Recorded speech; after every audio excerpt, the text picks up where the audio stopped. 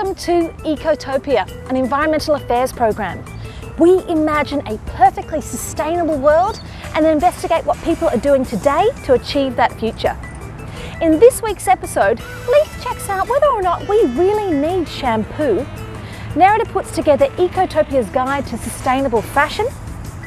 Brent, our DIY man, will be getting some tips on greenhouse construction. And next, I'll be talking about something called carbon capture and storage.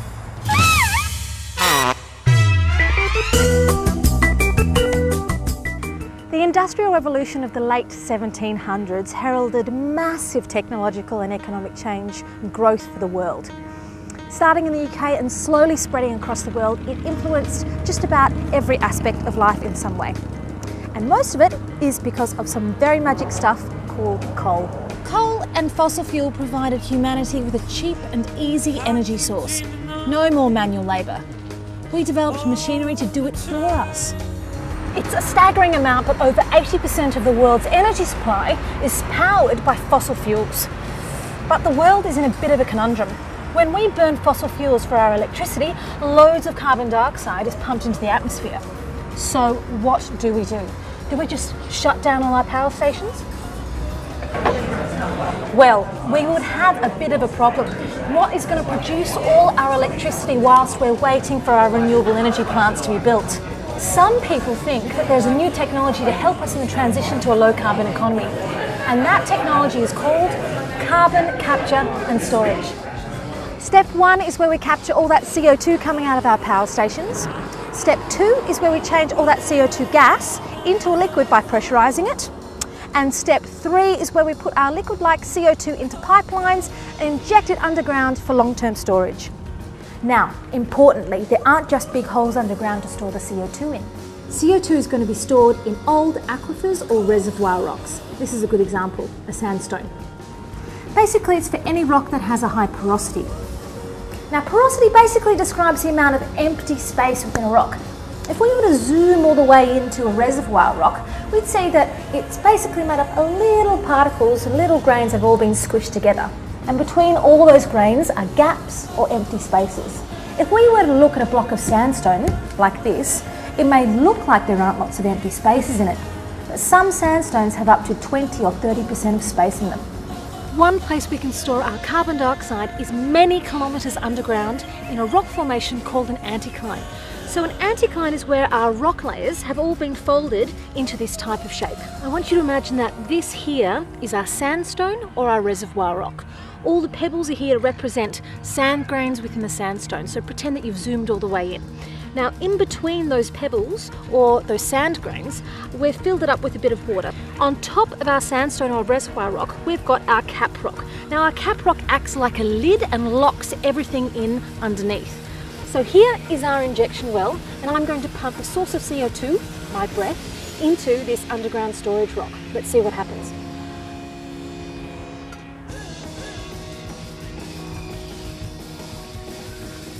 So my carbon dioxide, or my breath, is pushing the water out of the rock and is being stored in between those sand grains. The main problem with CCS is that it's really expensive. Billions of dollars have been spent on this technology worldwide, which is a lot of money for something that's still being researched. Wouldn't that money have been better spent on renewable energy? However, one good point is this. Whether we like it or not, the world still has loads of coal and gas-fired power stations sitting around. We could, in theory, put those CCS technologies on those old power stations whilst we develop our renewable energies. The arguments for and against CCS could go on for ages, but we just hope that we've made the technology a little bit clearer for you. If you'd like to have your say, please pop onto our website.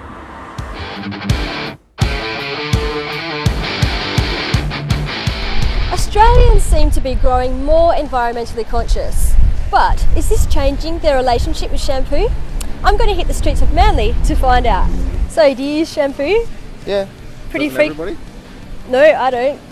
Really? I mean, yeah, like once a week I just leave it so that, like, the natural oils in my head, like, just make it normal, you know what I mean? Because you can't have chemicals running through your hair all the time. Do you think that society is too dependent on shampoo? I don't really look at it that way, like, honestly, like, I mean, if you're too dependent on shampoo, just use cake soap. Yes, I do. Pretty frequently? Yeah. I think it's kind of needed. Yeah. Well, I feel like I need it. Well, you've got beautiful hair. Do you use shampoo? I do, yes. No, I've heard that it's better to wait a little bit, so I'll shampoo probably like every other day myself. Yeah, but lots of conditioner, definitely, because it's a lot of work to have hair that looks this beautiful. So do you use shampoo? I use shampoo every second or third day. I think we do it too frequently as an overall. Well, I've used shampoo maybe once or twice in the last 3.5 years. Really? Yeah, what do you think of my hair? Well, I think it looks great. Do we what? Do you use shampoo? Yes, we use shampoo. Why? Oh, because I'm a clean person. I think. This wasn't going to plan. I needed different opinions. I threw a brunch and invited my hairiest friends to rub their hairs together so I could ask them a few curly ones.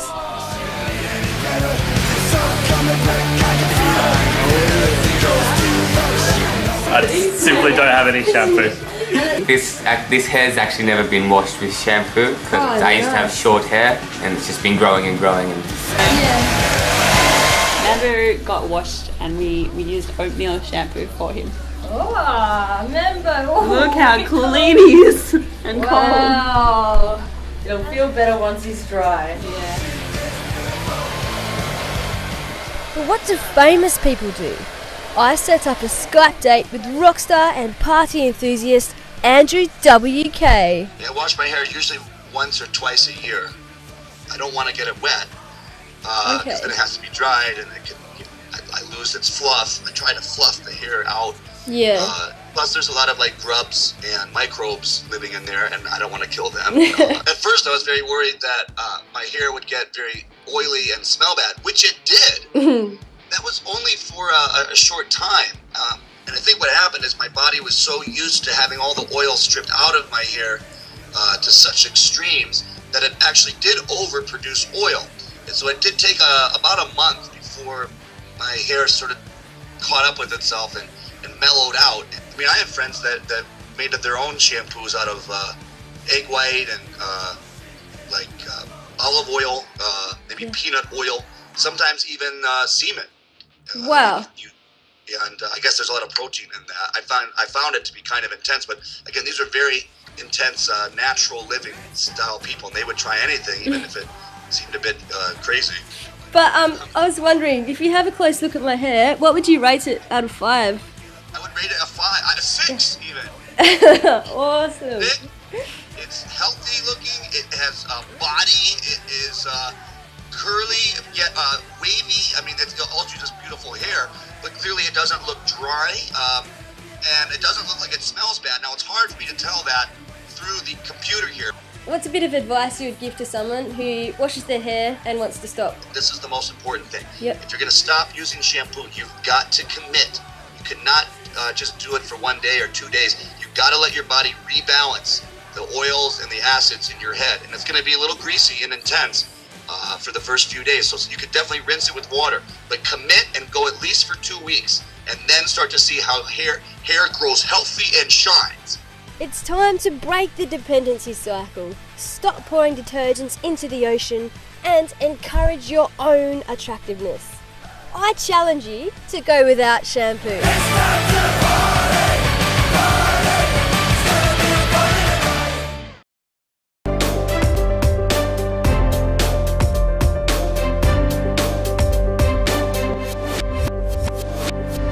People of Ecotopia, your attention for the next few seconds. Greetings, eco-citizens. We will soon be entering a new era of economic prosperity, and I hereby announce the nationalisation of all our cleaning products, chemical-free and made by me. Clean living, Ecotopians. Good night.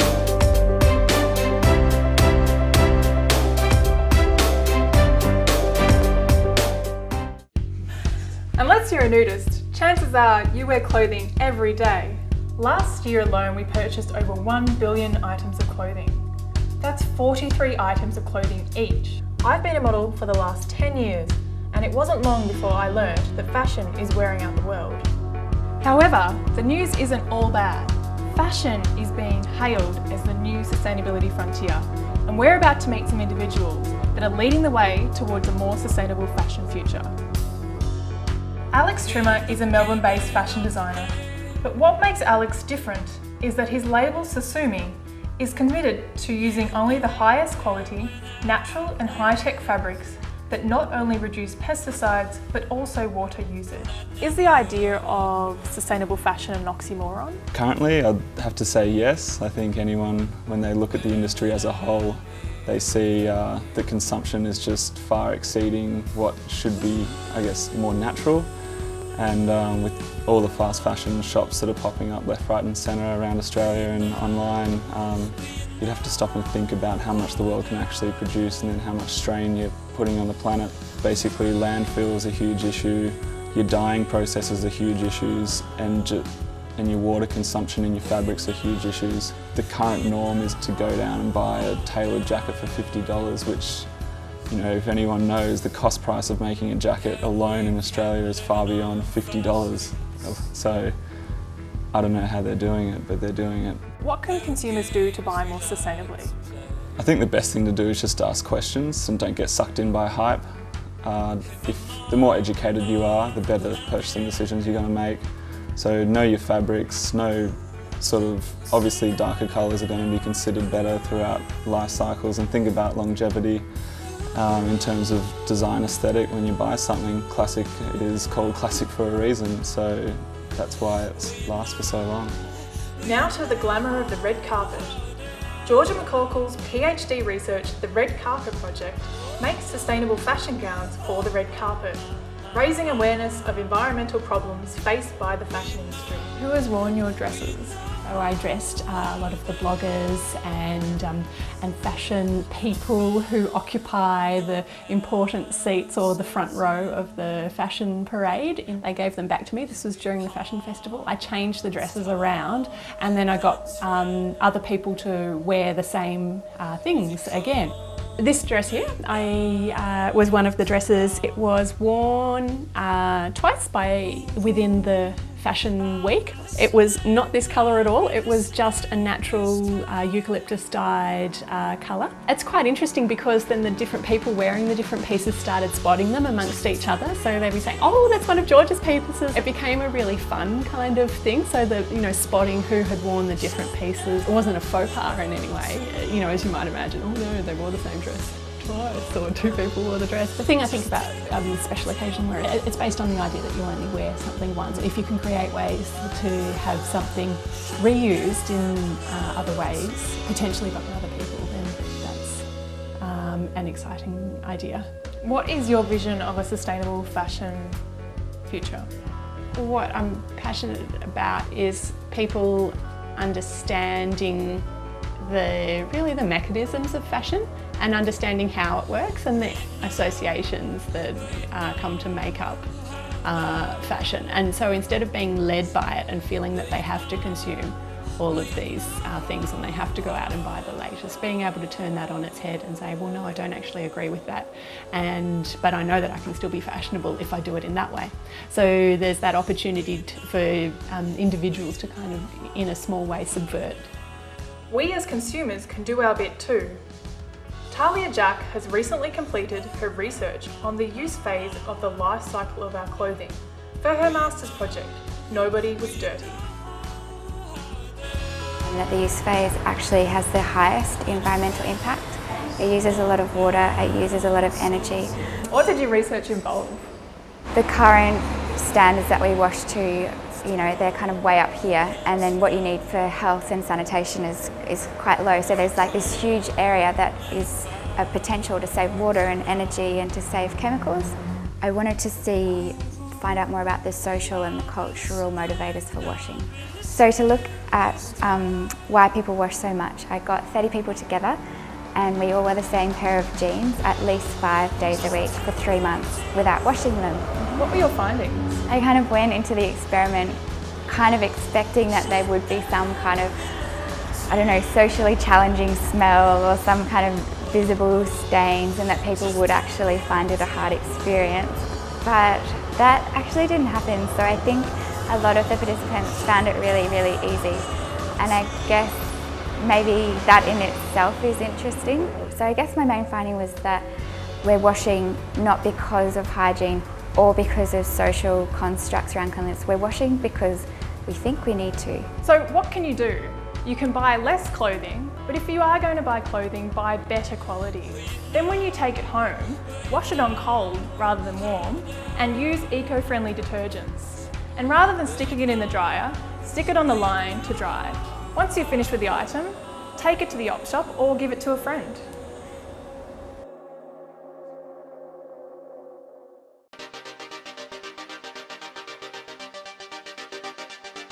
Hello Ecotopians. You might remember a few weeks ago we met the White Horse Bikies, a group who took their demands straight to government to have them met.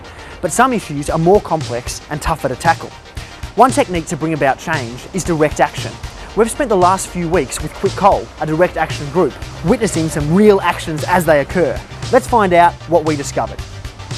Direct action is where individuals or groups decide to directly intervene physically to prevent an injustice or to highlight an injustice that's occurring.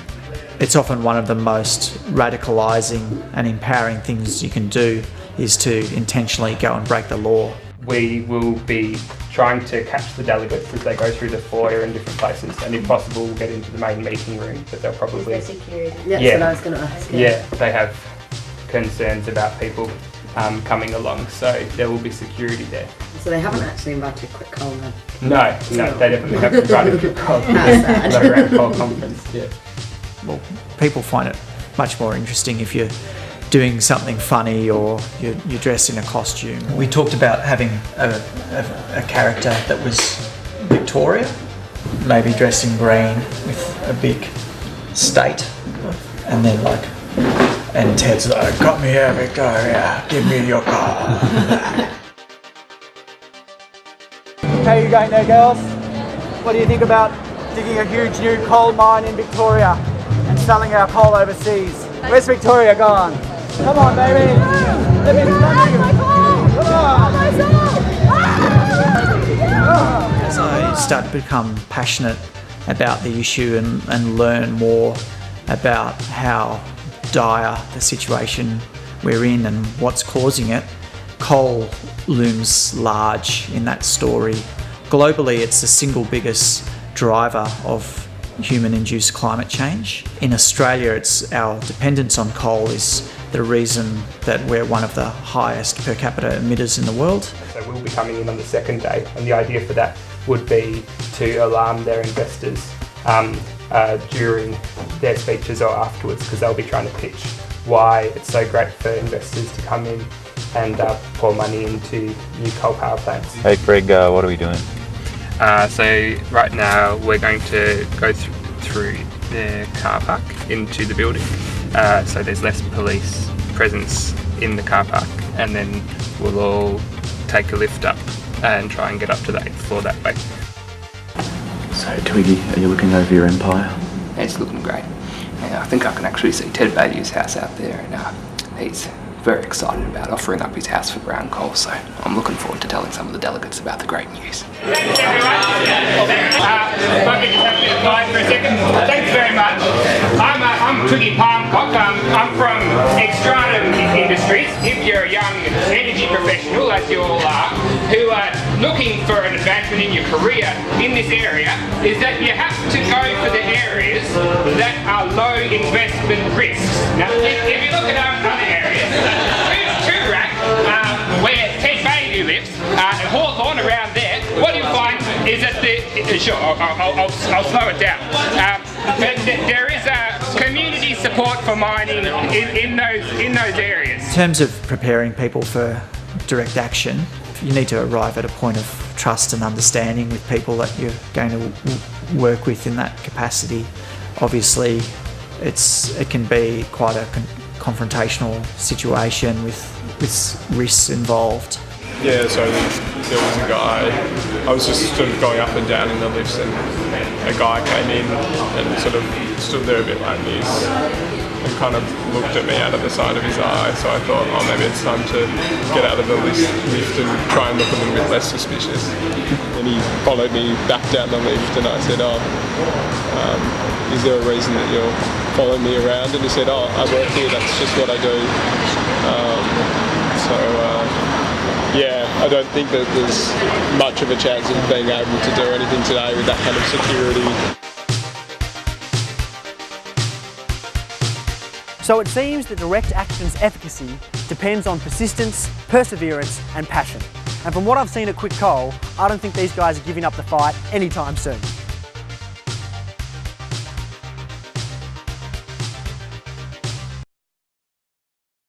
Today we're on a ferry and we're heading out to French Island where some friends of mine are building a large greenhouse.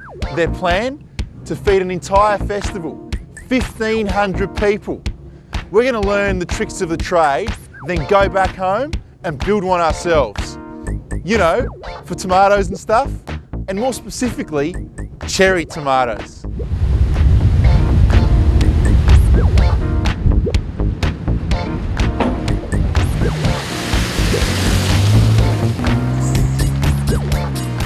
Here I am, overlooking Lionel and Mark's Wonderland.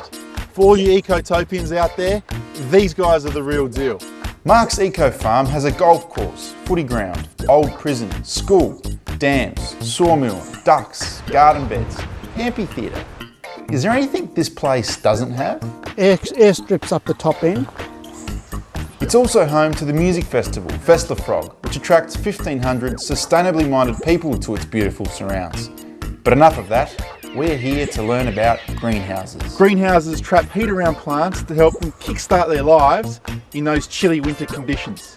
They're essential if you want a broad variety of food all year round. Furthermore, they're easy to construct with sound, recyclable materials, which are simple to maintain. Lionel, I'm going to go home and build one of these babies. Where do I go? Where do I start? Follow me and I'll show you how to do it. All right, let's do it. You know, we were talking about ecosystems, stuff like that. See, this is really a mattress protector, which covers the mattress when you get delivered. And normally this is go for landfill. So we try to say, well, you know, why should it go to landfill? Well, they've got a purpose. So what we do is just cut it up into panels to the shape that we want, and just basically, you know, it's like recycling everything back again. So there you go. This once used to be a mattress protector. Belongs to pallets, and normally people throw things out in pallets. So what we do is just build it back into a frame, a very simple frame, put it together. You can have the mesh, so in summertime we just let the air come in. See, this is a plastic tube that, you know, one time it got broken by the tractor. So what we do is pull it into a hoop and just make the structure of it, then put the Rio on top of it. What happens is there's enough moisture inside here that actually evaporates, comes to here, so it's like a self-watering system. You can see it's dripping down here, so it's like rain. Everything here is recycled. So these are all carpet underlays. They used to be in somebody's house. So they become a weed mat for us. So this is another recycled timber. So we've got a box structure, just one piece of timber going one way, one going the other way. And basically the hoop, the plastic hoop comes into here and that locks it in. And what we do is just staple a couple of timbers to hold the plastic down. I'd like you to introduce my partner in crime, which is Mark Cunningham. Mark, how you going? Doing really good. So what happens is 80% of the world's environmental damage is caused by farming activity. So that's what drove me out here to set up another model, demonstrate how to do this, and basically we're sort of there now. Most of the garden areas are full of blackberry. So basically it's a lot of work to get rid of blackberries physically. So I got a bunch of pigs. I have about 50 pigs that do the work. So the idea of the pigs is they crap out whole phosphorus. Like I said, I'm a crap expert. And the thing about whole phosphorus, that's what's sort of missing in the soil. So the pigs go in, they hoe the whole thing up, defoliate the blackberry, root it up, dig up old tin sheds, rocks, boulders, they do all the work, right? So and then they leave it all basically bare soil. Then we go through, till it over a little bit and plant legumes. So what happens with legumes, they take nitrogen out of the atmosphere and they fix it to the soil. And that's the idea about eco-farm, we've got to get the soil right, enhance Mother Nature instead of knocking her off.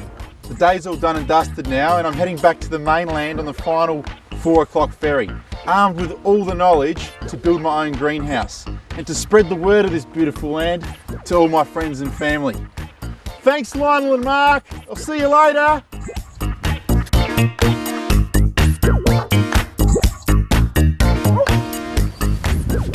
Ta-da! And this is the domestic version.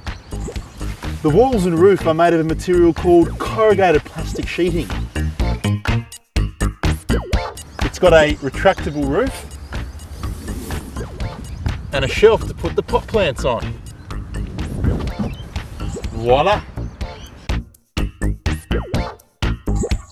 So if the space that you have to work with is big French Island size, small little backyard size, or somewhere in between, now it's time to head out and make your own little greenhouse.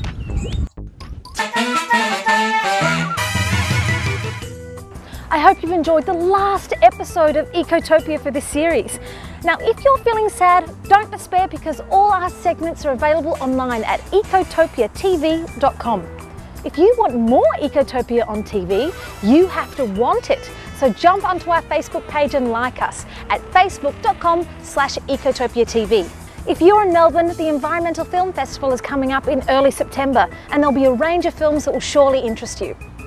From the whole team at Ecotopia, thank you for joining us, and we can't wait to do it again next year. See you later, Ecotopians.